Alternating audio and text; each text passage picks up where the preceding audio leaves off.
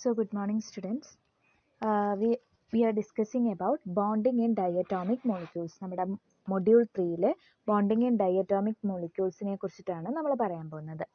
അപ്പോൾ അതിൽ കൂടുതലായിട്ട് ഇപ്പോൾ നമ്മൾ ക്വാണ്ടം മെക്കാനിക്സിനെ കുറിച്ചിട്ടാണ് ഇതിൽ ഡീൽ ചെയ്തുകൊണ്ടിരിക്കുന്നത്. അപ്പോൾ മോസ്റ്റ് ഇമ്പോർട്ടൻ്റ് ആയിട്ടുള്ള ക്വാണ്ടം മെക്കാനിക്സിൽ സയൻസ് അല്ലെങ്കിൽ കെമിസ്ട്രിയിലേക്ക് ഏറ്റവും കൂടുതൽ കോൺട്രിബ്യൂഷൻ കൊടുത്തിരിക്കുന്നത് നമ്മുടെ ക്വാണ്ടം മെക്കാനിക്സ് ആണ്.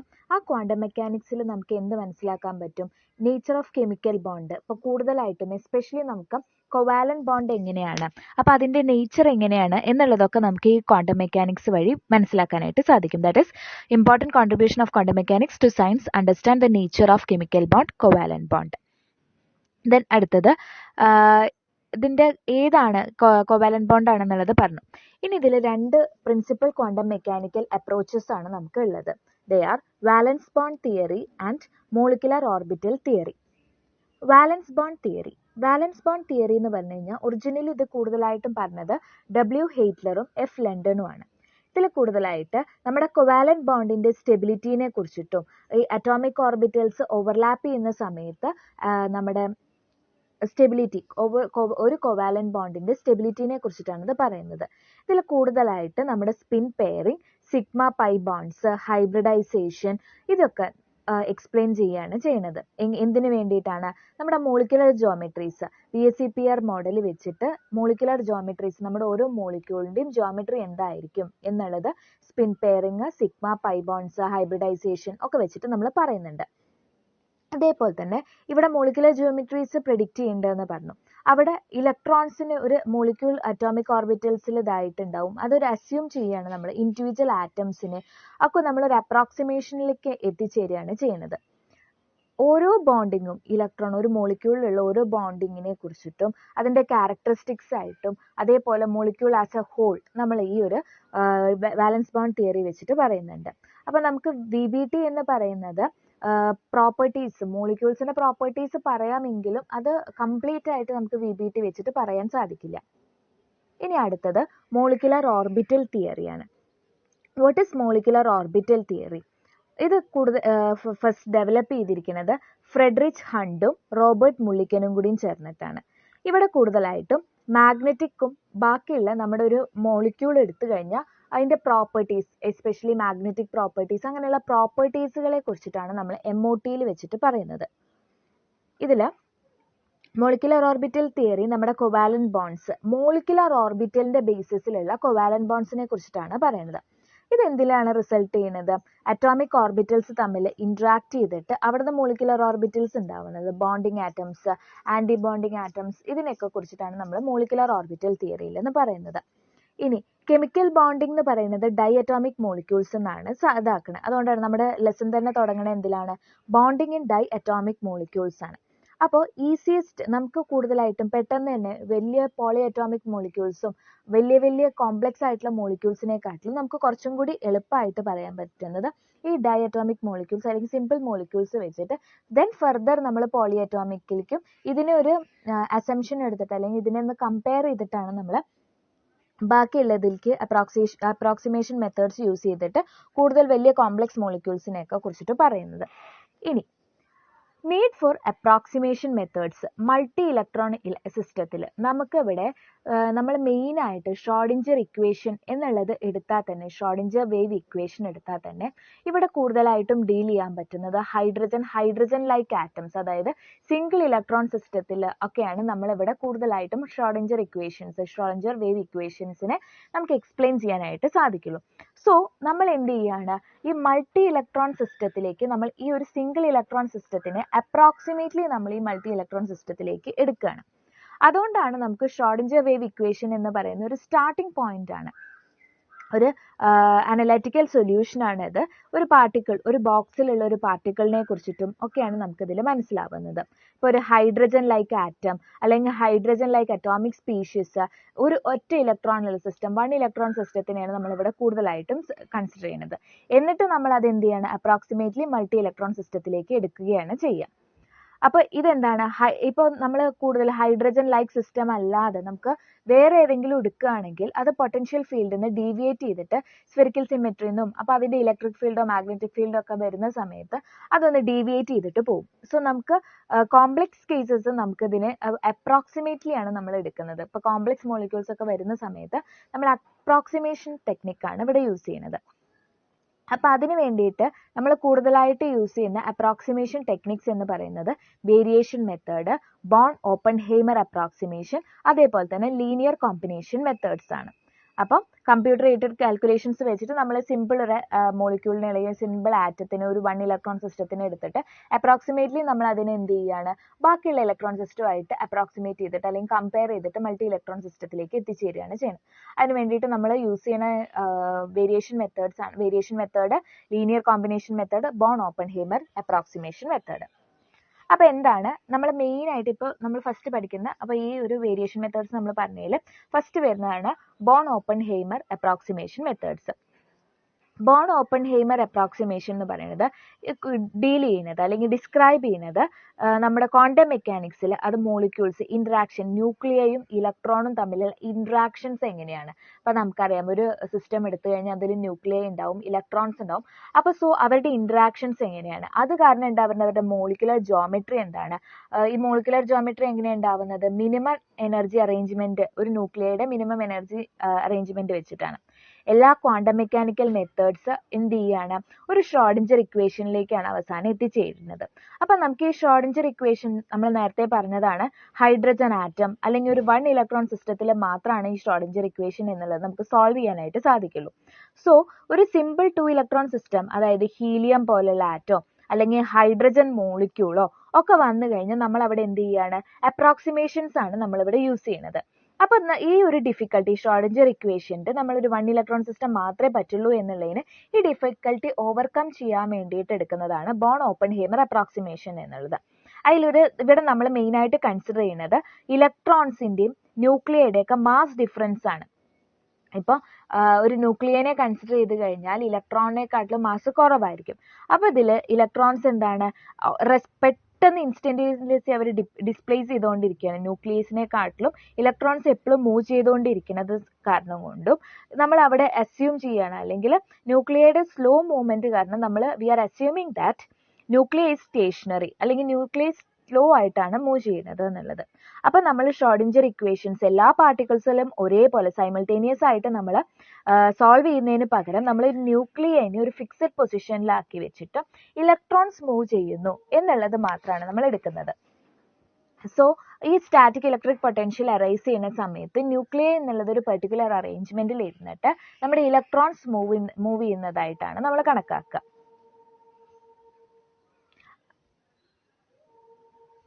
സോ അപ്പോൾ നമ്മളിവിടെ എന്ത് ചെയ്യുന്നു, മാസസ് ഇലക്ട്രോൺസിന്റെയും ന്യൂക്ലിയയുടെയും മാസ് ഡിഫറൻസ് നോക്കുന്നുണ്ട്. ഇലക്ട്രോൺസ് അതേപോലെ തന്നെ ഇൻസ്റ്റന്റേനിയസ്ലി ആണ് റെസ്പോണ്ട് ചെയ്യുന്നത്, അവർ ഡിസ്പ്ലേസ് ചെയ്തുകൊണ്ടിരിക്കും. ഒരു ന്യൂക്ലിയെ നമ്മൾ മൂവ് ചെയ്യുന്നില്ല എന്നുള്ളതാണ് നമ്മൾ അസ്യൂം ചെയ്യുന്നത്. ന്യൂക്ലിയ എന്നിട്ട് ഫിക്സഡ് പൊസിഷനിൽ വെക്കുന്നു. ഇനി ഇതിന്റെ ഡെറിവേഷൻ നമുക്ക് നോക്കി നോക്കാം.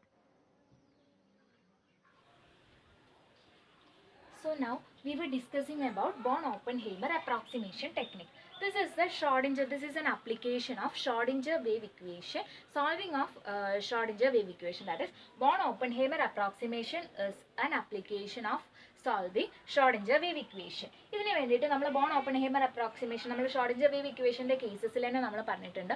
ഒരു ഇലക്ട്രോൺ സ്പീഷീസ് മാത്രമായിട്ടുള്ള ഇത് വെച്ചിട്ടാണ് നമുക്കിത് കൺസിഡർ ചെയ്യാൻ പറ്റുള്ളൂ എന്നുള്ളത്. അങ്ങനെയുള്ള ഒരു ഇലക്ട്രോൺ, ഒരു ഒറ്റ ഇലക്ട്രോൺ 1 ഇലക്ട്രോൺ സ്പീഷീസ് ആണ് നമ്മൾ എടുക്കുന്നത്. അതിന് വേണ്ടിയിട്ട് നമ്മൾ എടുക്കുന്നത് എന്ന് പറഞ്ഞു കഴിഞ്ഞാൽ ഹൈഡ്രജൻ മോളിക്യൂൾ അയോൺ ആണ്. ഹൈഡ്രജൻ എന്ന് പറഞ്ഞാൽ എന്താണ്, H2. അപ്പോൾ ഈ ഹൈഡ്രജൻ മോളിക്യൂൾ അയോൺ എന്ന് പറഞ്ഞു കഴിഞ്ഞാൽ ഇപ്പോൾ ഹൈഡ്രജൻ മോളിക്യൂൾ, അപ്പോൾ ഇതെന്താണ്, 2 ഹൈഡ്രജൻ തമ്മിൽ ബോണ്ട് ചെയ്തതിനെയാണ് നമ്മൾ ഹൈഡ്രജൻ മോളിക്യൂൾ എന്ന് പറയുന്നത്. ഹൈഡ്രജൻ മോളിക്യൂൾ അയോൺ എന്ന് പറഞ്ഞു കഴിഞ്ഞാൽ ഒരു ഹൈഡ്രജന് ഒരു ഇലക്ട്രോൺ നഷ്ടപ്പെട്ടതിനെയാണ് നമ്മൾ ഹൈഡ്രജൻ മോളിക്യൂൾ അയോൺ എന്നുള്ളത് പറയുന്നത്. അപ്പോൾ ഇവിടെ എന്താണ്, H+. ഇവിടെ ഒരൊറ്റ ഹൈഡ്രജന് 2 ഹൈഡ്രജൻ ഉള്ളതിന് ഒരു ഹൈഡ്രജന് ഒരു ഇലക്ട്രോൺ നഷ്ടപ്പെട്ടു. ഇവിടെ ഒരു ഇലക്ട്രോൺ ഉണ്ട് ബാലൻസ്, ഇതിന്ന് ഒരു ഇലക്ട്രോൺ നഷ്ടപ്പെട്ടു. ഇതിനെയാണ് നമ്മൾ എന്ത് പറയുന്നത്, ഹൈഡ്രജൻ മോളിക്യൂൾ അയോൺ എന്നുള്ളത്. സോ നമ്മൾ ഈ ഒരു ബോൺ ഓപ്പൺഹൈമർ അപ്രോക്സിമേഷനിൽ നമ്മൾ എടുക്കുന്ന മോളിക്യൂൾ എന്ന് പറയുന്നത് ഹൈഡ്രജൻ മോളിക്യൂൾ അയോൺ ആണ് നമ്മൾ എടുക്കുന്നത്. സോ നമുക്കിത് കാണുമ്പോൾ തന്നെ അറിയാം, നമുക്ക് 2 ഹൈഡ്രജൻ ആണ് ഉള്ളത്. ഈ 2 ഹൈഡ്രജനെ ഞാൻ റെപ്രസെന്റ് ചെയ്യുന്നത് HA ആയിട്ടും HB ആയിട്ടുമാണ് റെപ്രസെന്റ് ചെയ്യുന്നത്. അപ്പോൾ 2 ഹൈഡ്രജൻ എ ഹൈഡ്രജൻ ബി എന്നുള്ളതിന് നമുക്ക് എന്തുണ്ട്, ഓരോ പ്രോട്ടോൺസ് വീതം, ഈ ഹൈഡ്രജനും ഓരോ പ്രോട്ടോൺസ് വീതം ഉണ്ട്. പക്ഷെ ഇവരുടെ കേസിൽ ഒരൊറ്റ ഇലക്ട്രോൺ മാത്രമാണ് ഉള്ളത്. ഒരൊറ്റ ഇലക്ട്രോൺ സ്പീഷീസ് ആണ് നമ്മുടെ. അപ്പോൾ നമ്മൾ നേരത്തെയും പറഞ്ഞിരുന്നു, 1 ഇലക്ട്രോൺ സ്പീഷീസ് മാത്രം വെച്ചിട്ടാണ് നമ്മൾ എന്താണ് ചെയ്യാൻ പറ്റുള്ളൂ, ഷ്രോഡിഞ്ചർ വേവ് ഇക്വേഷനെ നമുക്ക് സോൾവ് ചെയ്യാനായിട്ട് സാധിക്കുള്ളൂ. So we are taking HA and HB. ഇവിടെ 2 പ്രോട്ടോൺസ് ഉണ്ട്. ഇൻ ദ കേസ് ഇവിടെ നമുക്ക് എന്താണ്, ഒരു ഇലക്ട്രോൺ ഈ ഹൈഡ്രജൻ നഷ്ടപ്പെട്ടു, ഇവിടുത്തെ ഈ ഹൈഡ്രജനിൽ മാത്രമാണ് ഒരു ഇലക്ട്രോൺ ഉള്ളത്. സോ നമുക്ക് അതിനെ ഒരു ഇലക്ട്രോൺ സ്പീഷീസ് ആയിട്ട്. ഇനി ഈ 2 ഹൈഡ്രജൻ ഇവരുടെ ന്യൂക്ലിയർ ഡിസ്റ്റൻസിനെ HA എന്ന് HB എന്നുള്ള HB വരെയുള്ള ന്യൂക്ലിയർ ഡിസ്റ്റൻസിനെ നമ്മൾ റെപ്രസെന്റ് ചെയ്യുന്നത് R എന്നുള്ള ടേം വെച്ചിട്ടാണ് നമ്മൾ ഇവരുടെ ഡിസ്റ്റൻസിനെ റെപ്രസെന്റ് ചെയ്യുന്നത്. ഇനി ഇതേപോലെ തന്നെ HA ടു ഈ ഇലക്ട്രോൺ വരെയുള്ള ഈ HA എന്നുള്ളതിൻ്റെ സെൻറ്റർ എന്ന് ഇലക്ട്രോൺ വരെയുള്ള ഡിസ്റ്റൻസിനെ നമ്മൾ റെപ്രസെന്റ് ചെയ്യുന്നത് RA എന്നുള്ളതാണ്. What it is RA. ഇനി അതേപോലെ തന്നെ HB എന്ന ഇലക്ട്രോൺ സെൻറ്റർക്കുള്ള ഡിസ്റ്റൻസ് എന്ന് പറയുന്നത് RB എന്നുള്ളതാണ്. സോ ഇവിടെ നമുക്ക് എന്താ വരുന്നത്, RA ആൻഡ് RB ആണ് നമുക്ക് RA ആൻഡ് RB ആണ് നമ്മുടെ ഇവിടെ ഇലക്ട്രോൺ തമ്മിലുള്ള ഡിസ്റ്റൻസ് ആണ് നമ്മൾ RA RB ആയിട്ട് നമ്മൾ റെപ്രസെന്റ് ചെയ്യുന്നത്. അതേപോലെ തന്നെ represents the distance between the centres of HA and HB with electron at A particular instant. ഒരൊറ്റ പെർട്ടിക്കുലർ ഇൻസ്റ്റന്റിൽ വരുന്ന നമ്മുടെ ഡിസ്റ്റൻസ് ആണ് നമ്മൾ ഇങ്ങനെ റെപ്രസെന്റ് ചെയ്യുന്നത്. ദെൻ നമ്മൾ ഇവിടെ 2 ഹൈഡ്രജൻ ആണ്. ഇവിടെ ഇതിനെ നമ്മൾ ഹാമിൽട്ടോണിയൻ ഓപ്പറേറ്റർ ആയിട്ടാണ് ഡിനോട്ട് ചെയ്യുന്നത്. That is H cap. Hamiltonian operator ആയിട്ടാണ് നമ്മൾ ഈ ഷ്രോഡിഞ്ചർ വേവ് ഇക്വേഷൻ സോൾവ് ചെയ്യാൻ വേണ്ടിയിട്ട് ഇത് നമ്മളൊരു ഹാമിൽട്ടോണിയൻ ഓപ്പറേറ്റർ ആയിട്ട് എടുക്കുന്ന സമയത്ത് ഇവിടെ ഈ ഹാമിൽട്ടോണിയൻ ഓപ്പറേറ്ററിന് 2 സിറ്റുവേഷൻസ് ആണ് വരുന്നത്. ഒരു പൊട്ടൻഷ്യൽ എനർജിയും ഒരു കൈനറ്റിക് എനർജിയാണ് വരുന്നത്. ദാറ്റ് ഈസ് നമ്മൾ പൊതുവെ യൂഷ്വലി നമ്മൾ കൈനറ്റിക് എനർജി റെപ്രസെന്റ് ചെയ്യുന്നത് KE എന്ന് വെച്ചിട്ടും പൊട്ടൻഷ്യൽ എനർജി എന്നുള്ളത് V ആയിട്ടുമാണ്. പക്ഷെ ഈ ഒരു കേസിൽ നമ്മളിവിടെ കൈനറ്റിക് എനർജി എന്നുള്ളത് T ആയിട്ടും റെപ്രസെന്റ് ചെയ്യും. അതേപോലെ തന്നെ പൊട്ടൻഷ്യൽ എനർജി എന്നുള്ളത് V ആണ്. So Hamiltonian operator H cap എന്ന് പറയുന്നത് T+V ആണ്. ദെൻ ഇവിടെ നമുക്ക് HA HB ഉണ്ട്. 2 ഹൈഡ്രജൻ എയും ഹൈഡ്രജൻ ബിയും ഉണ്ട്. ഇതിൻ്റെ നമുക്ക് ഇവിടെ കൈനറ്റിക് എനർജി എന്ന് പറഞ്ഞു കഴിഞ്ഞാൽ എന്താണ്, പൊതുവേ നമ്മൾ എന്തെങ്കിലും ഒരു മോഷൻ സംഭവിക്കുകയാണെങ്കിൽ, ഏതെങ്കിലും ഒരു സാധനത്തിന് മൂവ്മെൻറ്റ് സംഭവിക്കുകയാണെങ്കിൽ മാത്രമാണ് അവിടെ കൈനറ്റിക് എനർജി ഉണ്ടായിക്കൊണ്ടിരിക്കുന്നത്. അല്ലാത്തൊരു സ്റ്റേഷനറി ആയിട്ടുള്ള ഒരു ഒബ്ജക്റ്റിന് എന്താണ്, പൊട്ടൻഷ്യൽ എനർജി ആയിരിക്കും ഉണ്ടാവുക. സോ ഇവിടെ കൈനറ്റിക് എനർജി, ഇവിടെ ഇലക്ട്രോൺസും മൂവ് ചെയ്തുകൊണ്ടിരിക്കുന്നുണ്ട്. Electrons are also in movement as well as nucleus is also neutrons is also nucleus is also in motion. So ഇവരുടെ ഇവിടെ എന്താണ്, 2 മോഷൻസ് എന്തിൻ്റെയൊക്കെയാണ് വരുന്നത്, ഇലക്ട്രോൺ മോഷൻ കാരണവും ന്യൂക്ലിയർ മോഷൻ കാരണവുമാണ് നമുക്ക് ഇവിടെ കൈനറ്റിക് എനർജി വരുന്നത്. അതായത് T എന്ന് പറയുന്നത് എന്താണെന്നാ പറഞ്ഞത്, കൈനറ്റിക് എനർജിയാണ്. കൈനറ്റിക് എനർജി എന്ന് പറയുന്നത് ഇലക്ട്രോൺ മോഷൻ കാരണവും അതേപോലെ തന്നെ എന്തിൻ്റെ മോഷനും കൂടിയാണ് വരുന്നത്, ന്യൂക്ലിയർ മോഷനും കൂടിയാണ് വരുന്നത്. സോ നമുക്കിവിടെ ഇലക്ട്രോൺ മോഷൻ കാരണം വരുന്നുണ്ട്, ന്യൂക്ലിയർ മോഷൻ കാരണം നമുക്ക് എന്ത് വരുന്നുണ്ട്, ഈ ഹാമിൽട്ടോണിയൻ ഓപ്പറേറ്റർ T+. ഇനി അതേപോലെ തന്നെ ഉള്ളത് ഇപ്പം നമ്മൾ പറഞ്ഞു കൈനറ്റിക് എനർജി ഇലക്ട്രോൺ മോഷൻ കാരണം ന്യൂക്ലിയർ മോഷൻ കാരണം. ഇനി അതേപോലെ പൊട്ടൻഷ്യൽ എനർജി എന്ന് പറയുന്നത് ന്യൂക്ലിയസ് തമ്മിലുള്ള റിപ്പൽഷൻ കാരണം, ഇലക്ട്രോൺ തമ്മിലുള്ള റിപ്പൽഷൻ കാരണം, അതേപോലെ ന്യൂക്ലിയസ് തമ്മിലുള്ള അട്രാക്റ്റീവ് ഫോഴ്സ് കാരണം നമുക്ക് എന്ത് വരാം, പൊട്ടൻഷ്യൽ എനർജീസ് വരാം. അപ്പോൾ അങ്ങനെ ഹാമിൽട്ടോണിയൻ ഓപ്പറേറ്റർ കൈനറ്റിക് എനർജിയും പൊട്ടൻഷ്യൽ എനർജിയും കൂടിയിട്ടുള്ളതാണ്. ഇനി അതിൻ്റെ ഡെറിവേഷൻ നമുക്ക് നോക്കി നോക്കാം.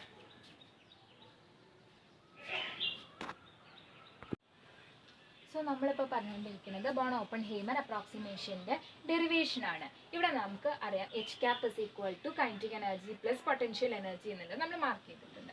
അതിൽ നമുക്ക് പറയാം ഇപ്പോൾ പൊട്ടൻഷ്യൽ എനർജി അല്ലെങ്കിൽ കൈനറ്റിക് എനർജി, ഇപ്പോൾ Hamiltonian operator H cap is equal to -h²/8π² mn into del n1² plus del n2² minus h²/8π² me del square plus e² 4π∈ into 1/r minus 1/ra minus 1/rb എന്നുള്ളത്. ഇതിൽ നമുക്ക് നോക്കിക്കഴിഞ്ഞാൽ ഇവിടെ നമുക്ക് confusion വരുന്ന ടേമാണ് del n1 സ്ക്വയറും del n2 സ്ക്വയറും. ഇതെന്താണ്? ലാപ്ലേസിയൻ ഓപ്പറേറ്റേഴ്സ് ആണ്. ഈ ഡെൽ n1 സ്ക്വയർ എന്നുള്ളതും ഡെൽ n2 സ്ക്വയർ എന്നുള്ളതും എന്താണ്? ലാപ്ലേസിയൻ ഓപ്പറേറ്റേഴ്സ് ആണ്. ലാപ്ലേസിയൻ ഓപ്പറേറ്റേഴ്സ് ആണ്. അത് ഏതിൻ്റെയാണ്? ഇവിടെ നമുക്ക് n1 n2 എന്നുള്ളതാണ്. അപ്പൊ നമ്മളിവിടെ നേരത്തെ മാർക്ക് ചെയ്തത് ഓർക്കണം. HB/HBയിലുള്ള ഈ ന്യൂക്ലിയസിന്റെ ഇതിനെയാണ് നമുക്ക് ഏതായിട്ട് എടുക്കുന്ന Laplacian operators of n1 and n2. ഇവിടെ HAയുടെയും HABയുടെയും ഇതിന്റെ n1 n2 ആയിട്ടാണ് എടുക്കുന്നത്. അപ്പോൾ അതാണ് ഈ n1 n2 എന്നുള്ളത്. ഇനി അപ്പോൾ അടുത്തൊരു ടേം എന്ന് പറയുന്നത് ഡെൽ സ്ക്വയർ ആണ്. ഈ ഡെൽ സ്ക്വയർ എന്ന് പറയുന്നത് ലാപ്ലേസിയൻ ഓപ്പറേറ്റർ തന്നെയാണ്. ലാപ്ലേസിയൻ ഓപ്പറേറ്റർ എന്തിൻ്റെയാണ്? ഇലക്ട്രോണിന്റെ ലാപ്ലേസിയൻ ഓപ്പറേറ്റർ ആണ് വരുന്നത്. അപ്പൊ നമ്മുടെ ഇലക്ട്രോണിന്റെ ലാപ്ലേസിയൻ ഓപ്പറേറ്റർ ആണ് ഡെൽ സ്ക്വയർ എന്ന് പറയുന്നത്. അപ്പൊ ഇനി അടുത്തുള്ള ടേം എന്ന് പറയുന്നത് MNഉം ME ആണ്. ഈ n എന്ന് പറയുന്നത് ന്യൂക്ലിയസിന്റെ മാസും ME എന്ന് പറയുന്നത് എന്തിൻ്റെയാണ്? ഇലക്ട്രോണിന്റെ മാസുമാണ്. അപ്പൊ നമ്മൾ ഇവിടേക്ക് നമുക്ക് ഈ ഒരു ടേം നോക്കിക്കഴിഞ്ഞാൽ കൈനറ്റിക് എനർജി നമുക്ക് ഈ ഒരു ഭാഗം ഇത്രയും ഒരു ഏരിയ എന്ന് പറയുന്നത് എന്താണ്? കൈനറ്റിക് എനർജിയാണ്. കൈനറ്റിക് എനർജി ഓഫ് ന്യൂക്ലിയസിന്റെയും ഇലക്ട്രോണിന്റെയും തമ്മിലുള്ള കൈനറ്റിക് എനർജിയാണ് ഈ ഒരു ടേം എന്ന് പറയുന്നത്. ഇനി ഇവിടെ നോക്കിക്കഴിഞ്ഞാൽ നമുക്കറിയാം കൈനറ്റിക് എനർജി, ന്യൂക്ലിയസിന്റെ kinetic energy when compared to the kinetic energy of the electron, നമുക്ക് ന്യൂക്ലിയസിന്റെ കൈനറ്റിക് എനർജി എന്ന് പറയുന്നത് നെഗ്ലിജിബിൾ ആണ്. നമുക്ക് ഇതിനെ വേണമെങ്കിൽ അവോയ്ഡ് ചെയ്യാനായിട്ട് പറ്റും. സോ നമ്മൾ ഈ ഒരു ഏരിയ, ഈ ഒരു പാർട്ടിനെ തന്നെ നമുക്ക് എന്ത് ചെയ്യാൻ പറ്റും? ഇതിനെ നമുക്ക് ഉപേക്ഷിക്കാം. അപ്പോൾ നമ്മുടെ H ക്യാപ്പ് എന്ന് പറയുന്നത്, നമ്മുടെ ഇതെന്ന് പറയുന്നത് എന്തായിട്ട് മാറും? നമുക്ക് ഈ ഒരു ടേമേ ഇല്ല. ന്യൂക്ലിയസിന്റെ കൈനറ്റിക് എനർജി തന്നെ നമ്മൾ എടുക്കുന്നില്ല. സോ -h²/8π² E ഇലക്ട്രോണിന്റെ മാത്രമേ എടുക്കുന്നുള്ളൂ. Del square plus E²/4πε0 into 1/r minus 1/RA minus 1/RB. ഇങ്ങനെയുള്ള ഒരു ടേം മാത്രമായിട്ട് വരും. സോ H ക്യാപ്പ് എന്നുള്ളത് നമുക്ക് എന്താണ്? ഇലക്ട്രോണിന്റെ kinetic energy plus potential energy മാത്രമാണ് നമ്മളിവിടെ കൺസിഡർ ചെയ്യുന്നുള്ളൂ. നമുക്കറിയാം H cap psi is equal to E psi എന്നുള്ളത് ഷ്രോഡിഞ്ചർ വേവ് ഇക്വേഷൻ ആണ്. H cap psi is equal to E psi എന്നുള്ളത്. സോ ഇനി ഇതിനെ വെച്ചിട്ട് നമുക്ക് ഇവിടെ H ക്യാപ്പ് psi, ഈ H ക്യാപ്പിന്റെ ഭാഗത്ത് നമുക്ക് ഈ ഒരു ടേം മാത്രമായിട്ട് ഇട്ട് കൊടുത്തു കഴിഞ്ഞാൽ എന്തായിട്ട് മാറും? നമ്മുടെ ഇക്വേഷൻ എന്നുള്ളതിന് ഒരു ചേഞ്ച് വന്നിട്ട് നമ്മുടെ ഇക്വേഷൻ എന്തായിട്ട് മാറും? ഈ H ക്യാപ്പിന്റെ ഭാഗത്ത് ഞാൻ ഈ ഒരു നമ്മൾ ഇവിടെ കിട്ടിയിരിക്കുന്ന ഈ ഡെറിവേഷൻ, ഈ ഫോർമുല നമ്മൾ അവിടെ ഇട്ട് കൊടുക്കുകയാണ്. So what happens? -h²/8π² del square plus E²/4πε0 1/r minus 1/RA minus 1/RB psi is equal to E psi എന്നുള്ളതായിട്ട് മാറുന്നു. അങ്ങനെ നമ്മുടെ ബോൺ ഓപ്പൺഹൈമർ അപ്രോക്സിമേഷൻ നമുക്ക് കിട്ടുകയാണ്.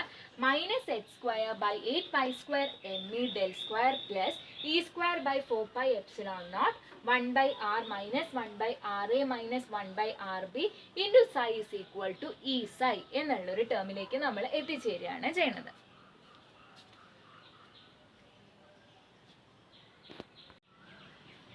സോ നമുക്കിപ്പോൾ ഇവിടെ ബോൺ ഓപ്പൺഹൈമർ അപ്രോക്സിമേഷൻ ഇതിൽ കിട്ടി. മൈനസ് നമ്മുടെ H cap psi equal to E psi എന്നുള്ളത് -h²/8π² del square plus E²/4πε0 1/r minus 1/RA minus 1/RB into psi is equal to E psi എന്നുള്ളൊരു ടേമിലേക്ക് നമ്മൾ എത്തിച്ചേർന്നു. ഇനി നമുക്ക് ഈ ഇക്വേഷൻ നോക്കിക്കഴിഞ്ഞാൽ കാണാം, നമുക്ക് നമ്മൾ നേരത്തെ പറഞ്ഞു കൈനറ്റിക് എനർജി, ന്യൂക്ലിയസിന്റെ കൈനറ്റിക് എനർജി നെഗ്ലിജിബിൾ ആയത് കാരണം നമ്മൾ അതിനെ അവോയ്ഡ് ചെയ്യുന്നു എന്നുള്ളത് പറഞ്ഞു. സോ നമുക്ക് ഇവിടെ നോക്കിയാൽ നമുക്ക് എന്താ അറിയാൻ പറ്റും? ഇവിടെ നോക്കിയാൽ നമുക്ക് ന്യൂക്ലിയസിന്റെ മാസ് നമ്മൾ ഇവിടെ എടുക്കുന്നില്ല, പകരം ഇലക്ട്രോണിന്റെ മാസ് എടുക്കുന്നുണ്ട്. പക്ഷെ നമ്മൾ അവിടെ ന്യൂക്ലിയസ് ഇന്ററാക്ഷൻ അതൊക്കെ നമ്മൾ അവോയ്ഡ് ചെയ്തപ്പോൾ ആ കൈനറ്റിക് എനർജി എന്നുള്ള ആ ഒരു ടേം തന്നെ നമ്മൾ റിമൂവ് ചെയ്ത് കഴിഞ്ഞപ്പോൾ കൈനറ്റിക് എനർജി ന്യൂക്ലിയസിന്റെ കൈനറ്റിക് എനർജി എന്നുള്ള ഒരു ടേം തന്നെ നമ്മൾ റിമൂവ് ചെയ്തപ്പോൾ ഇവിടെ നമുക്ക് കിട്ടിയിരിക്കുന്ന ന്യൂക്ലിയർ മാസും നമുക്ക് എന്താണ്. അപ്പോൾ സോ ന്യൂക്ലിയർ മാസ് എന്ന് പറയുന്നത് നമുക്ക് ഈ ഒരു ഇലക്ട്രോണിക് ഷ്രോഡിഞ്ചർ ഇക്വേഷനിൽ വരാത്തൊരു ടേം ആണ്. ഇനി അതേപോലെ പക്ഷെ നമുക്ക് നോക്കിയാൽ 1/r എന്നുള്ളൊരു ടേം വരുന്നുണ്ട്. ഈ 1/r എന്തായിരുന്നു, നമ്മുടെ ആ ഒരു ഫിഗർ നോക്കിക്കഴിഞ്ഞാൽ അറിയാം HAHB എന്നുള്ളതിൽ ഈ ഡിസ്റ്റൻസിനെ ആയിരുന്നു നമ്മൾ r എന്നുള്ള രീതിയിൽ എടുത്തിട്ടുണ്ടായിരുന്നത്. സോ ഈ distance internuclear distance is A must four electronic Schrödinger equation. But nuclear mass, നമ്മുടെ മാസ് ഓഫ് ദ ന്യൂക്ലിയസ്, അത് നമുക്ക് ഇവിടെ ആവശ്യമില്ലാത്ത, നമുക്ക് ആ ഒരു ടേം നമുക്ക് അത്ര ആവശ്യമില്ലാത്തതാണ്. പക്ഷേ ഇവിടെ നമ്മൾ നോക്കിക്കഴിഞ്ഞാൽ അറിയാം 1/r മൈനസ് ഇന്റർന്യൂക്ലിയർ സെപ്പറേഷൻ, ആ ഡിസ്റ്റൻസ് എന്നുള്ളത് നമുക്ക് ഇവിടെ ആവശ്യമായിട്ടുള്ള കാര്യമാണ്. സോ ഈ ഒരു രണ്ട് ടേംസ് നമുക്ക് ആലോചിച്ച് വെക്കുന്നതാണ്. നമ്മളിവിടെ ഡെറിവേഷൻ എടുത്ത് വന്നു കഴിഞ്ഞപ്പോൾ നമ്മൾ എന്താ ചെയ്തത്, ആദ്യം ഹൈഡ്രജൻ മോളിക്കുലർ അയണിനെ എടുത്തു. അതിൽ 2 പ്രോട്ടോൺസ് വീതമാണ് ഉള്ളത്, 1 ഇലക്ട്രോൺ വീതമാണ് ഉള്ളത്. അവരുടെ ഡിസ്റ്റൻസ് നമ്മൾ എടുത്തു.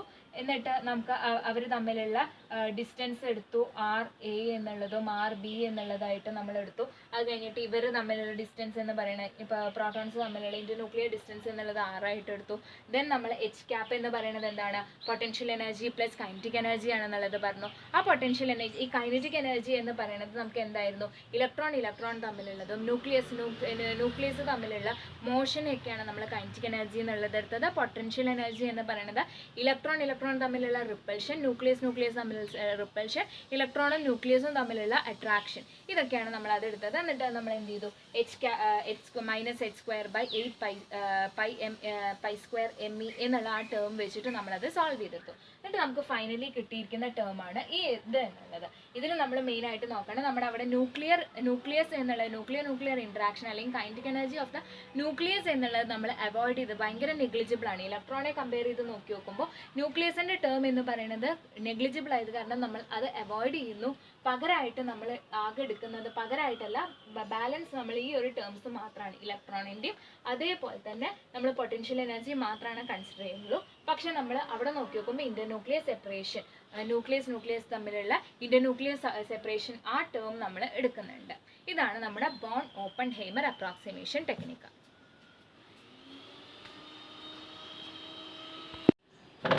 നമ്മൾ അപ്രോക്സിമേഷൻ മെത്തേഡ്സ് ആണ് നമ്മളിപ്പോൾ ഡിസ്കസ് ചെയ്തുകൊണ്ടിരുന്നത്. അതിൽ നമുക്ക് ഏതാ പറഞ്ഞിട്ടുണ്ടായിരുന്നത്, നമ്മൾ ഫസ്റ്റ് പറഞ്ഞിരുന്നത് ബോൺ ഓപ്പൺഹൈമർ അപ്രോക്സിമേഷൻ ടെക്നിക്കാണ്.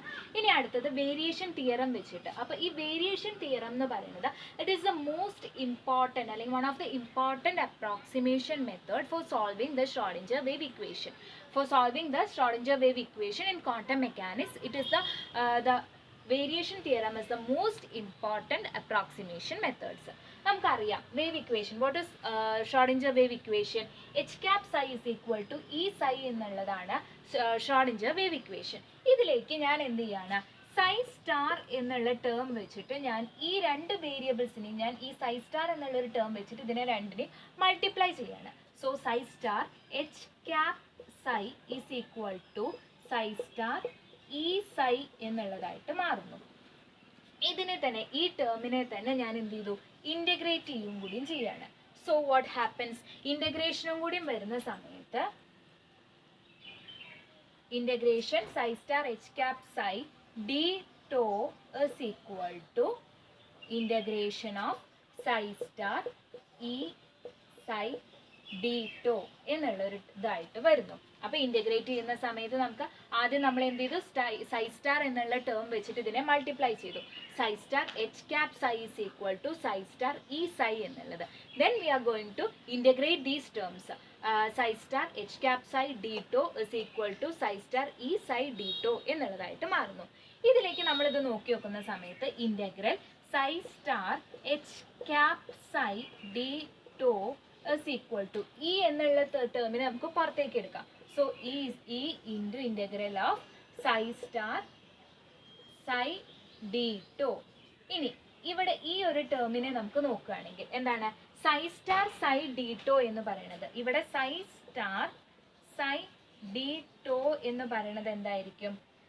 1 ആയിരിക്കും. നോർമലൈസ്ഡ് ഫോം ആയത് കാരണം, സൈ സ്റ്റാർ എന്നുള്ളത് നോർമലൈസ്ഡ് ഫോം ആയത് കാരണം ഇവിടെ എന്താണ് വേവ് ഫംഗ്ഷൻ, സൈ എന്നുള്ളതൊരു നോർമലൈസ്ഡ് വേവ് ഫംഗ്ഷൻ ആയത് കാരണം ഇവിടെ എന്തായിട്ട് മാറുകയാണ്? ഇത് 1 ആയിട്ട് മാറുകയാണ്. How is it possible?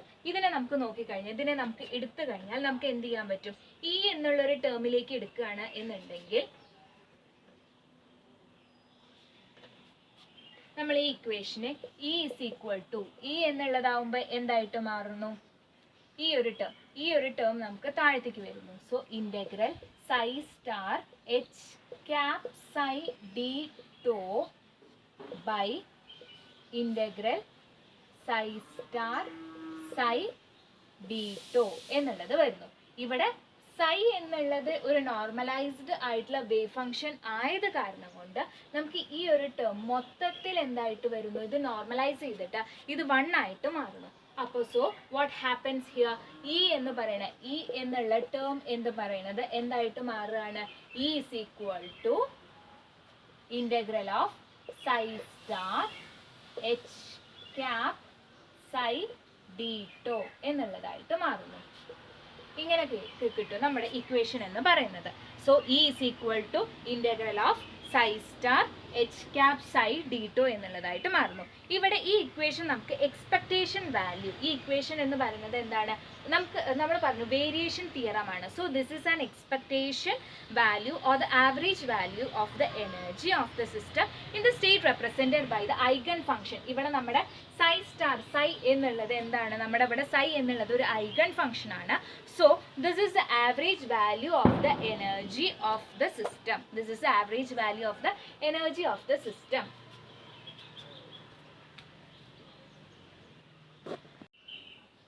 So നമുക്ക് വേരിയേഷൻ തിയറം വെച്ചിട്ട് E is equal to integral of psi star H cap psi d tau എന്നുള്ളത് കിട്ടി. ഇനി നമുക്ക് എന്ത് ചെയ്യാണ്?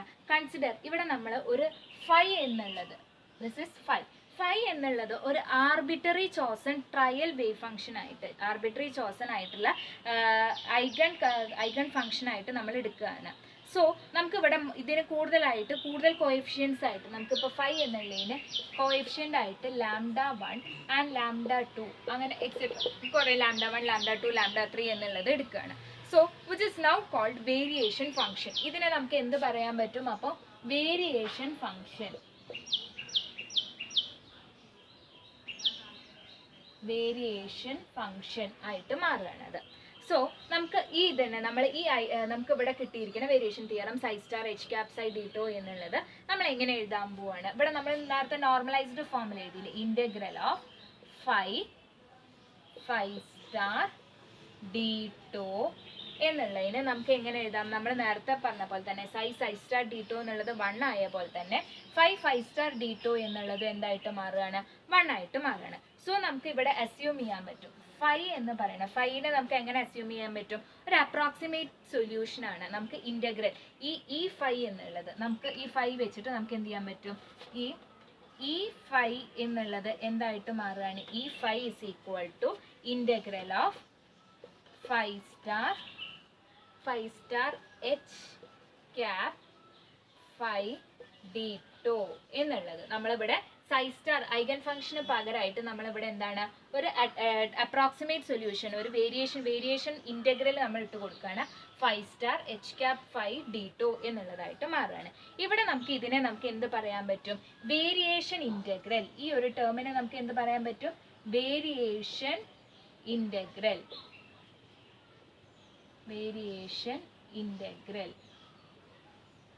വേരിയേഷൻ ഇൻ്റഗ്രൽ എന്നുള്ളതും ഈ ഫൈ എന്നുള്ള ടേമിനെ നമ്മൾ പറയുന്നത് വേരിയേഷണൽ എനർജി എന്നാണ്. Variational energy.